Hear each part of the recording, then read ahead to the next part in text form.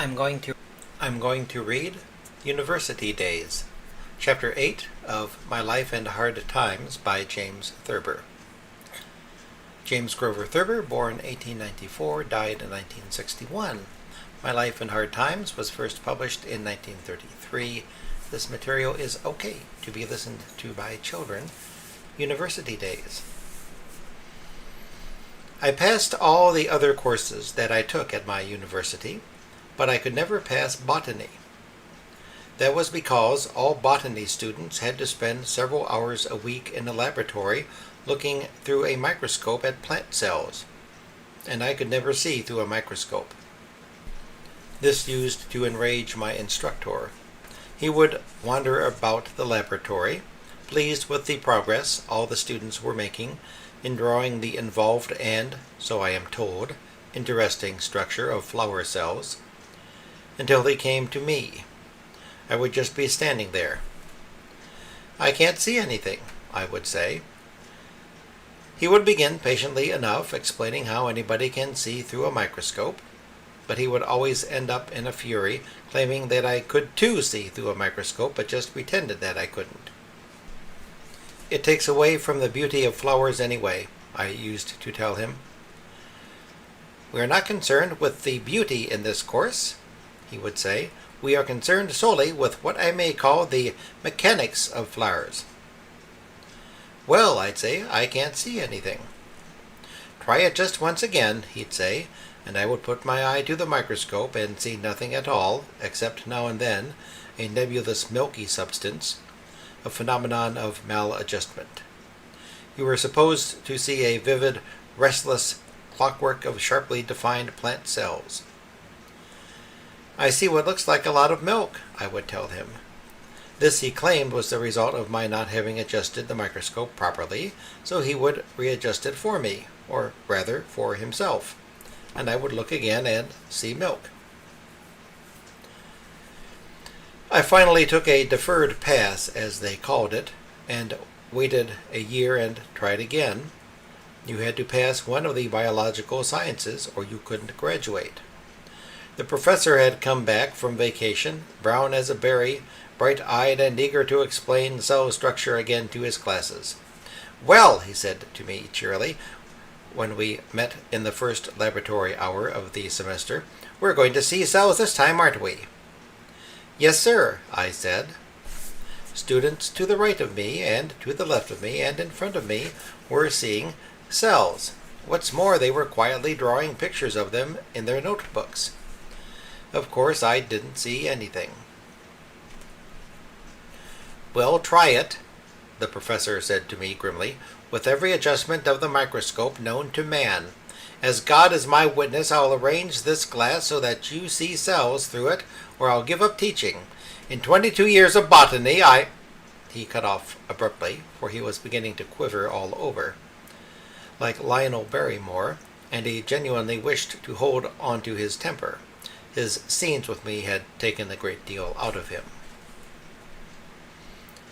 So we tried it with every adjustment of the microscope known to man. With only one of them did I see anything but blackness, or the familiar lacteal opacity, and that time I saw, to my pleasure and amazement, a variegated constellation of flecks, specks, and dots. This I hastily drew. The instructor, noting my activity, came back from an adjoining desk, a smile on his lips and his eyebrows high in hope. He looked at my cell drawing. "What's that?" he demanded, with a hint of a squeal in his voice. "That's what I saw," I said. You didn't, he said, losing control of his temper instantly, and he bent over and squinted into the microscope. His head snapped up. "That's your eye!" he shouted. "You've fixed the lens so it reflects. You've drawn your eye." Another course that I didn't like, but somehow managed to pass, was economics. I went to that class straight from the botany class, which didn't help me any in understanding either subject. I used to get them mixed up, but not as mixed up as another student in my economics class, who came there direct from a physics laboratory. He was a tackle on the football team named Bolensiewicz. At that time, Ohio State University had one of the best football teams in the country, and Bolensiewicz was one of its outstanding stars. In order to be eligible to play, it was necessary for him to keep up in his studies, a very difficult matter, for while he was not dumber than an ox, he was not any smarter. Most of his professors were lenient and helped him along. None gave him more hints in answering questions or asked him simpler ones than the economics professor, a thin, timid man named Bassam. One day, when we were on the subject of transportation and distribution, it became Bolenciewicz's turn to answer a question. "Name one means of transportation," the professor said to him. No light came into the big tackle's eyes. "Just any means of transportation," said the professor. Bolenciewicz sat staring at him. "That is," pursued the professor, "any medium, agency, or method of going from one place to another?" Bolenciewicz had the look of a man who is being led into a trap. "You may choose among steam, horse-drawn, or electrically propelled vehicles," said the instructor. "I might suggest the one which we commonly take in making long journeys across land." There was a profound silence in which everybody stirred uneasily, including Bolenciewicz and Mr. Bassam. Mr. Bassam abruptly broke the silence in an amazing manner. "Choo, choo, choo," he said in a low voice, and turned instantly scarlet. He glanced appealingly around the room. All of us, of course, shared Mr. Bassam's desire that Bolenciewicz should stay abreast of the class in economics, for the Illinois game, one of the hardest and most important of the season, was only a week off. "Toot, toot, toot, toot," some student with a deep voice moaned, and we all looked encouragingly at Bolenciewicz. Somebody gave a fine imitation of a locomotive letting off steam. Mr. Bassam himself rounded off the little show. "Ding dong," he said hopefully.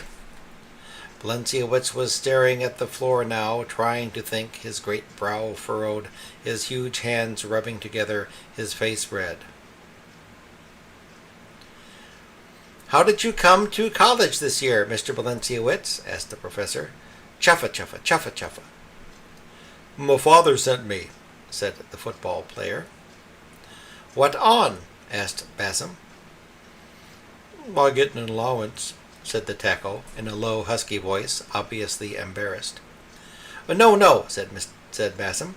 "Name a means of transportation. What did you ride here on?"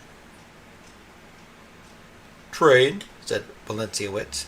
"Quite right," said the professor. "Now, Mr. Nugent, will you tell us?" If I went through anguish in botany and economics, for different reasons, gymnasium work was even worse. I don't even like to think about it. They wouldn't let you play games or join in the exercises with your glasses on, and I couldn't see with them off. I bumped into professors, horizontal bars, agricultural students, and swinging iron rings. Not being able to see, I could take it, but I couldn't dish it out. Also, in order to pass gymnasium, and you had to pass it to graduate, you had to learn to swim if you didn't know how. I didn't like the swimming pool, I didn't like swimming, and I didn't like the swimming instructor. And after all these years, I still don't. I never swam, but I passed my gym work anyway, by having another student give my gymnasium number, 978, and swim across the pool in my place. He was a quiet, amiable, blond youth, number 473, and he would have seen through a microscope for me if we could have gotten away with it, but we couldn't get away with it. Another thing I didn't like about gymnasium work was that they made you strip the day you registered. It is impossible for me to be happy when I am stripped and being asked a lot of questions. Still, I did better than a lanky agricultural student who was cross-examined just before I was. They asked each student what college he was in, that is, whether arts, engineering, commerce, or agriculture. "What college are you in?" the instructor snapped at the youth in front of me. "Ohio State University," he said promptly. It wasn't that agricultural student, but it was another, a whole lot like him, who decided to take up journalism, possibly on the ground that when farming went to hell, he could fall back on newspaper work. He didn't realize, of course, that that would be very much like falling back full length on a kit of carpenter's tools. Haskins didn't seem cut out for journalism, being too embarrassed to talk to anybody and unable to use a typewriter, but the editor of the college paper assigned him to the cow barns, the sheep house, the horse pavilion, and the animal husbandry department generally. This was a genuinely big beat, for it took up 5 times as much ground and got 10 times as great a legislative appropriation as the College of Liberal Arts. The agricultural student knew animals, but nevertheless his stories were dull and colorlessly written. He took all afternoon on each of them, on account of having to hunt for each letter on the typewriter. Once in a while he had to ask somebody for help. C and L in particular were hard letters for him to find. His editor finally got pretty much annoyed at the farmer journalist because his pieces were so uninteresting. "See here, Haskins," he snapped at him one day, "why is it we never have anything hot from you on the horse pavilion? Here we have 200 head of horses on this campus, more than any other university in the Western Conference except Purdue, and yet you never get any real lowdown on them. Now shoot over to the horse barns and dig up something lively." Haskins shambled out and came back in about an hour. He said he had something. "Well, start it off snappily," said the editor. "Something people will read." Haskins set to work, and in a couple of hours brought a sheet of typewritten paper to the desk. It was a 200-word story about some disease that had broken out among the horses. Its opening sentence was simple but arresting. It read, "Who has noticed the sores on the tops of the horses in the animal husbandry building?" Ohio State was a land-grant university, and therefore 2 years of military drill was compulsory. We drilled with old Springfield rifles and studied the tactics of the Civil War, even though the World War was going on at the time. At 11 o'clock each morning, thousands of freshmen and sophomores used to deploy over the campus, moodily creeping up on the old chemistry building. It was good training for the kind of warfare that was waged at Shiloh, but it had no connection with what was going on in Europe. Some people used to think there was German money behind it, but they didn't dare say so, or they would have been thrown in jail as German spies. It was a period of muddy thought, and marked, I believe, the decline of higher education in the Middle West. As a soldier, I was never any good at all. Most of the cadets were glumly indifferent soldiers, but I was no good at all. Once General Littlefield, who was commandant of the Cadet Corps, popped up in front of me during regimental drill and snapped, "You are the main trouble with this university."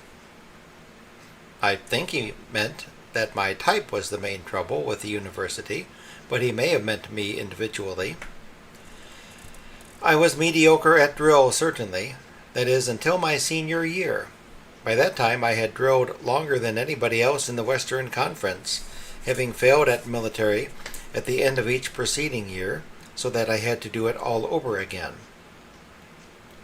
I was the only senior still in uniform. The uniform which, when new, had made me look like an interurban railway conductor, now that it had become faded and too tight, made me look like Bert Williams in his bellboy act. This had a definitely bad effect on my morale. Even so, I had become, by sheer practice, little short of wonderful at squad maneuvers. One day General Littlefield picked our company out of the whole regiment and tried to get it mixed up by putting it through one movement after another as fast as we could execute them. Squads right, squads left, squads on right into line, squads right about, squads left front into line, etc. In about 3 minutes, 109 men were marching in one direction, and I was marching away from them at an angle of 45 degrees, all alone. "Company, halt!" shouted General Littlefield. "That man is the only one who has it right." I was made a corporal for my achievement. The next day, General Littlefield summoned me to his office. He was swatting flies when I went in. I was silent, and he was silent too for a long time. I don't think he remembered me or why he had sent for me, but he didn't want to admit it. He swatted some more flies, keeping his eyes on them narrowly before he let go with the swatter. "Button up your coat," he snapped.